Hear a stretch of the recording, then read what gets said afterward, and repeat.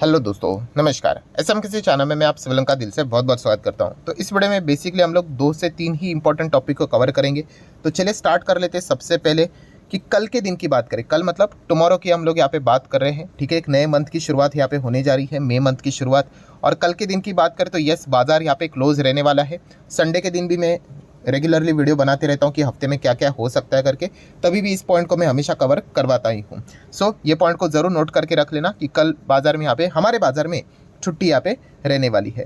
Next अगर हम लोग बात करेंगे दोस्तों, तो कल का दिन बाजार तो क्लोज रहेगा, बट फिर भी कुछ ऐसे कंपनीज है जिनके ऊपर खास फोकस रहेगा। ठीक है, क्वार्टर 4 के नंबर्स वो सारी चीज़ें चलती रहती है, बट ऑटो कंपनीज़ की अगर हम लोग बात करें, यस, ऑटो कंपनीज़ क्या करती है, अपने जब भी कोई भी मंथ खत्म हो जाता है तो उसके बाद अपने आंकड़े सामने रख देती है कि उस मंथ में उनके कितनी गाड़ियों की बिकवाली यहाँ पे हुई करके। सो इसी चीज़ में हम क्या करते हैं, टाटा मोटर को हमेशा हमारे रडार के ऊपर यहाँ पे रखते ही रहते हैं। एंड टाटा मोटर की भी अगर हम लोग यहाँ पे बात करें तो आप सभी लोगों को पता ही है कि पुराना टाटा मोटर इतना कुछ खास नहीं था, बट ये जो अभी का टाटा मोटर है, ये जो 5 साल में हम लोगों को, पूरा 5 भी नहीं कहना चाहिए बट फिर भी चलो 5 साल में जो 400% के रफली नेट रिटर्न्स हम लोग को देखने को मिल रहे हैं, तो इसमें इतना बड़ा बदलाव क्यों हुआ, तो उसके पीछे का श्रेय एक ही चीज़ को जाता है, वो है इलेक्ट्रिक व्हीकल। यस, एक नया फ्यूचर ओरिएंटेड बिजनेस देखने को मिला जिसमें ग्रोथ रहती है, डिमांड भी अच्छी खासी देखने को मिल रही है, लोग गाड़ियाँ खरीद रहे हैं इलेक्ट्रिक व्हीकल में, और कोई उनको ऑप्शन नहीं मिल रहा है, तो ज़्यादा से ज़्यादा टाटा मोटर की ही गाड़ियाँ यहाँ पे बेची जा रही है और इसी चीज़ का फ़ायदा टाटा मोटर यहाँ पे उठा चुका है। सो कल के दिन की अगर हम लोग बात करें या फिर आने वाले दिन की बात करें, जब ये ऑटो के नंबर्स यहाँ पे सामने आएंगे कि अप्रैल मंथ में उन्होंने कितनी गाड़ियाँ बेची है, सो पता चलेगा कि कितनी ग्रोथ क्वार्टर मतलब मंथली ईयरली हम लोग को देखने को यहाँ पे मिल रही है। क्योंकि अगर देखा गया टाटा मोटर में, अगर आप शेयर होल्डर हो, जो भी कोई अगर होगा, तो उनका पूरा फोकस इलेक्ट्रिक व्हीकल के नंबर्स के ऊपर अभी शार्पली रहना चाहिए। अभी तक की जर्नी ठीक थी, आने वाली जर्नी काफ़ी टफ रहने वाली है। टफ किस कॉन्टेक्स्ट में, कंपटीशन के हिसाब से, और बड़ा कॉम्पिटिटर भी बाजार में आने वाला है 2025 में, आपको पता ही है, जो कि 2025 कोई दूर नहीं रहा है, हम फाइनेंशियल ईयर की बात कर रहे हैं। सो मारुति भी अपनी गाड़ी यहाँ पे लॉन्च करने वाली है। सो फिलहाल अगर हम लोग बात करें, जो पिछला फाइनेंशियल ईयर 23 यहाँ पे हुआ था, उसमें हम लोग डेफिनेटली यहाँ पे कह सकते हैं कि टाटा मोटर नंबर 1 पोजीशन पे ही यहाँ पे था, आज भी है।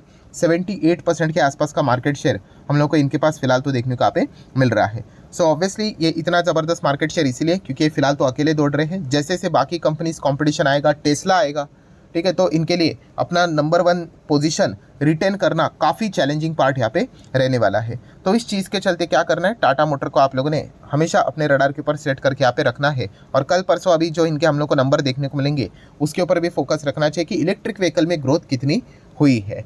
नेक्स्ट अगर हम लोग बात करेंगे सेकंड कंपनी दोस्तों, तो वो है जेएफएस। यस, जियो फाइनेंशियल सर्विसेज की अगर बात करें, काफ़ी वीडियोस में इसके ऊपर यहाँ पे बना चुका हूँ।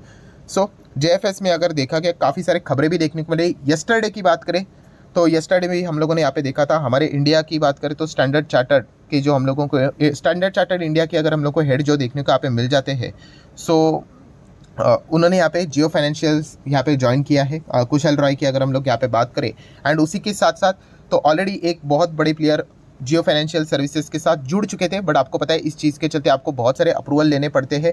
काफ़ी कमेंट आते रहते हैं, सर अप्रूवल के लिए कितना टाइम लगेगा, किसी को भी फिक्स टाइम यहाँ पे पता नहीं होता। अभी आप देख सकते हैं मिनिस्ट्री ऑफ कॉर्पोरेट अफेयर्स से एमसीए ने अभी जाके इनको हरी झंडी दे दी है कि हाँ, अब हितेश सेठिया को क्या कर सकते हैं, एज अ कंपनी के एमडी सीईओ यहाँ पे नियुक्त कर सकते हो करके, जो कि उन्होंने अपॉइंट किया था, बट आपको ये अप्रूवल्स लेने पड़ते हैं। बहुत सारे रूल्स रेगुलेशंस होते हैं। आप कंपनी लॉ के अंदर आ जाते हो तो आपको ये सारी चीज़ों को फॉलो करना पड़ता है। फिर आप कोई भी हो, आप टाटा हो, आप अंबानी हो, आप बिरला हो, आप अदानी हो, तो ये जो प्रोसेस है उनको फॉलो करना पड़ता है। वो सारे अप्रूवल पाने के लिए यहाँ पे टाइम लगेगा, उसके बाद ही ये सारी चीज़ें हम लोग को स्टार्ट होते हुए देखने को यहाँ पे मिल जाती है। सो हम लोग डेफिनेटली यहाँ पे कह सकते हैं अभी जियो फाइनेंशियल्स में बहुत बड़ी हलचलें होती हुई देखने को यहाँ पे मिल रही है। एंड आने वाले समय में it just a matter of time, आज नहीं तो कल फुल स्विंग में इनके बिजनेसेस हम लोग को चलते हुए देखने को मिलेंगे। और हर एक पैरामीटर फाइनेंस सेगमेंट में अगर देखा गया, जितनी भी चीज़ें उनको वो कैप्चर करने की ज़्यादा से ज़्यादा कोशिश यहाँ पे करेंगे। जैसे कि पता है इंश्योरेंस सेगमेंट में भी इनकी एंट्री 110% होने वाली है, क्योंकि इन्होंने ऑलरेडी सब्सिडरी बना के रखी हुई है। सिर्फ एक बड़ा फॉरेन कोई तो प्लेयर रहेगा, उसके साथ इनका टाइप होगा और उसके बाद ऑफिशियली खबर भी हम लोगों के सामने आती हुई देखने को यहाँ पे मिल जाएगी। इनफैक्ट बातचीत भी चल रही होगी, फिलहाल तो खबर हम लोगों को देखने को यहाँ पे नहीं मिल रही है। जैसे ही ऑफिशियली चीज़ें सामने आएगी तो पूरे दुनिया को भी यहाँ पे पता चल जाएगा। देन देखा गया म्यूचुअल फंड इंडस्ट्री में ब्लैक रॉक के साथ ऑलरेडी इनका टाइप हो चुका है, एएमसी बिजनेस की बात करें तो। देन स्टॉक ब्रोकिंग बिजनेस में भी हम लोगों को ये एंटर करते हुए देखने को यहाँ पे मिल रहे हैं। बीच में मैंने वीडियो भी बनाया था, ठीक है। और सबसे बड़ा एडवांटेज क्या होता है, इनके पास कैश ज़बरदस्त देखने को मिल जाता है, बहुत सारी इंसेंटिव दे सकते हैं। अभी जियो सिनेमा का ही एग्जाम्पल ले लो, जियो सिनेमा में उन्होंने क्या कर लिया, ₹29 पर मंथ के हिसाब से आपको सारा एंटरटेनमेंट का कंटेंट उन्होंने टीवी के ऊपर प्रोवाइड करके रखा हुआ है इतने कम में। सो क्या हो जाता है, प्राइस से रिलेटेड जियो हमेशा खेलने की कोशिश करता है। इधर पूरा फ्री ही दे देगा, जैसे कि टेलीकॉम में यहाँ पे किया था, वहाँ पे ट्रिक उन्होंने इस्तेमाल की थी, या फिर एकदम लोएस्ट प्राइस पे ही वो सारी चीज़ों को, सुविधाओं को यहाँ पे लाकर खड़ा कर देंगे, तो लोग ऑटोमेटिकली क्या कर लेते हैं, शिफ्ट वहाँ पे कर ही ले लेते हैं। पहले हम लोगों ने देखा था आईपीएल कोई देखता ही नहीं था, अभी आप देखोगे किधर भी रास्ते पे चलते हो लोगों के हाथ में फ़ोन रहता है, आईपीएल मोबाइल फ़ोन के ऊपर देखते, वो भी free of cost. World cup भी लोगों ने फ्री ऑफ कॉस्ट देखा था, ठीक है, वो कंपटीशन के चलते डिज्नी एंड जियो, बाद में तो वो डील होते हुए देखने को मिली थी। देन उसके बाद वेल्थ मैनेजमेंट की बात करें, इस चीज़ के चलते भी ब्लैक रॉक के साथ पार्टनरशिप हो चुकी है। देन उसी के साथ साथ जो उनका कोर बिजनेस है भाई, फाइनेंस का इंस्टेंट मतलब पर्सनल लोन की बात करें, बिजनेस लोन की बात करें, वो भी फटाफट यहाँ पे मिल जाएगा। देन उसी के साथ साथ साउंड बॉक्स, जो पेटीएम का एक बहुत बड़ा कोर बिजनेस हुआ करता था, जो कि है मतलब अभी भी, तो उस बिजनेस में भी वो एंटर करने की कोशिश यहाँ पे कर रहे हैं।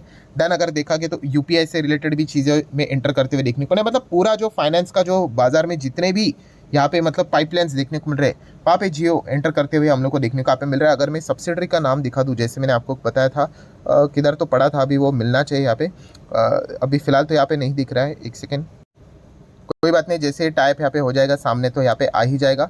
मतलब बताने का मकसद क्या, हर एक चीज़ को वो कैप्चर कर रहे हैं। अभी 2.25 लाख करोड़ का मार्केट कैप है, ठीक है, ये जो पूरी जो चीज़ें यहाँ पे चल रही है, मतलब अभी तक कुछ कमाई इतनी बड़ी उस स्तर पे नहीं हुई है।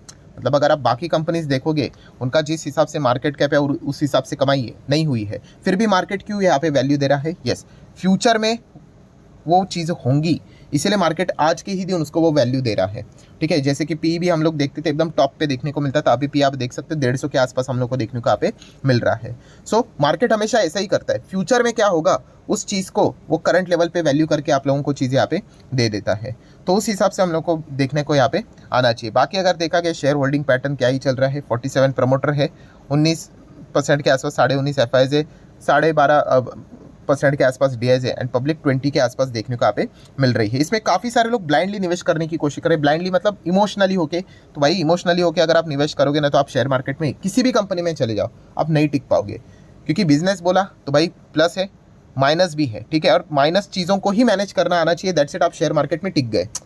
और वो चीज़ को कौन मैनेज कर पाता है, जिसको कंपनी के बिजनेस के बारे में पता है। हाँ, अगर कल कुछ बिजनेस में गड़बड़ी हो गई, कल कुछ बिजनेस अच्छा नहीं लग रहा है, हाँ ये टारगेट था कि भाई इतना इतना बिजनेस चलना चाहिए, वो नज़र नहीं आ रहा है, तो फिर लोग कॉल लेते हैं, मतलब कि डिसीजन लेते हैं कि भाई नहीं रुकना है करके, उस हिसाब से देखा जाता है, ना कि इस हिसाब से कि भाई अभी ये 100 का हो गया तो क्या होगा, 150 का हो गया तो क्या होगा, 500 का हो गया तो क्या एंटर कर ले। तो इस चीज़ से अगर आप शेयर बाजार को देखते हो तो लंबी पारी खेलना काफ़ी मुश्किल यहाँ पे होगा, क्योंकि बाजार में जैसे मैंने कहा कि हर एक चक्र से गुजरना पड़ेगा हर एक स्टॉक को, इसके भी दिन आएंगे, ये भी पिटेगा, 30-40% तक कभी ना कभी नीचे आएगा, फिर पता चलेगा कि कौन कितना बड़ा असली क्लियर है, मतलब प्लेयर है करके।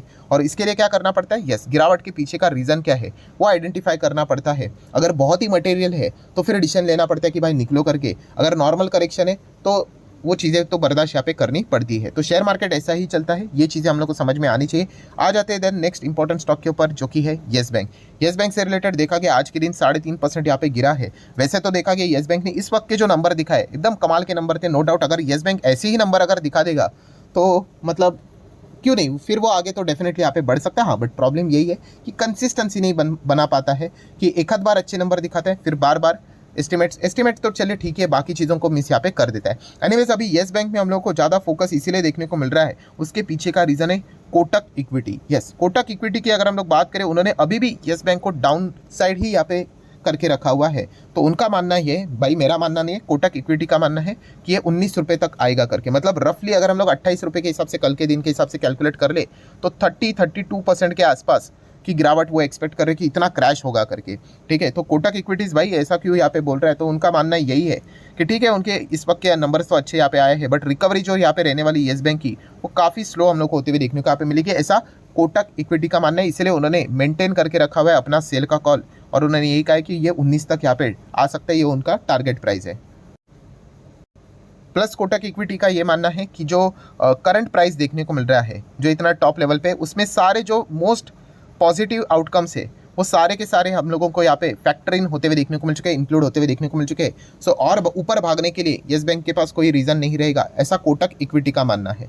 सो देख लेते हैं कि क्या सच होता है भी या नहीं। वैसे तो देखा गया कोटक से रिलेटेड ही अगर हम लोग यहाँ पे बात करें तो केपीआईटी टेक से रिलेटेड भी ऐसा कोटक इंस्टीट्यूशनल इक्विटीज़ का भी हम लोगों को एक रिपोर्ट आते हुए देखने को मिला था, जहाँ पे केपीआईटी टेक 7% क्रैश हुआ था। क्यों? क्योंकि उन्होंने कहा था कि 42% तक केपीआईटी टेक नीचे आएगा करके। बट अभी तक तो अगर देखा गया केपीआईटी टेक उस वक्त रिपोर्ट के बाद तो 7% गिरा था, और उसके बाद तो जो केपीआईटी टेक ने परफॉर्मेंस दिखाया है, ठीक है, वो तो अभी भी हर कोई यहाँ पे देख रहा है। और कल के दिन भी हम लोगों ने नंबर्स देखे थे, एकदम अफलातून नंबर देखने को यहाँ पे मिले थे। सो येस बैंक में क्या होगा, क्या केपीआईटी टेक जैसा ज़बरदस्त परफॉर्मेंस देखने को यहाँ पे मिलेगा? मतलब आपके नंबर अच्छे होंगे ना, तो बड़े प्लेयर क्या करते हैं, यस पैसा इन्वेस्ट कर लेते हो और उसको होल्ड कर लेते हैं, ठीक है। तो उस चीज़ के लिए येस बैंक के नंबर अच्छे यहाँ पे आने चाहिए। इस वक्त जिस प्रकार के नंबर आए हैं, वैसे अगर कंसिस्टेंसी के साथ अगर वो मेंटेन रहेंगे तो डेफिनेटली शेयर का प्राइस भी हम लोग को मेंटेन रहते हुए देखने को यहाँ पे मिल जाएगा। वैसे आपको क्या लगता है कि कोटक इक्विटी ने जो रिपोर्ट यहाँ पे निकाली है, क्या वो येस बैंक से रिलेटेड सच निकलेगी या फिर केपीआईटी टेक की तरह ही फेल होते हुए देखने को मिलेगी? तो आप चाहो तो अपनी राय कमेंट सेक्शन में यहाँ पे रख सकते हो। सो आशा करता हूँ दोस्तों वीडियो हेल्पफुल लगा होगा, तो चाहो तो इसको लाइक एंड शेयर कर देना। मिलते हैं नेक्स्ट वीडियो में, तब तक के लिए बाय बाय।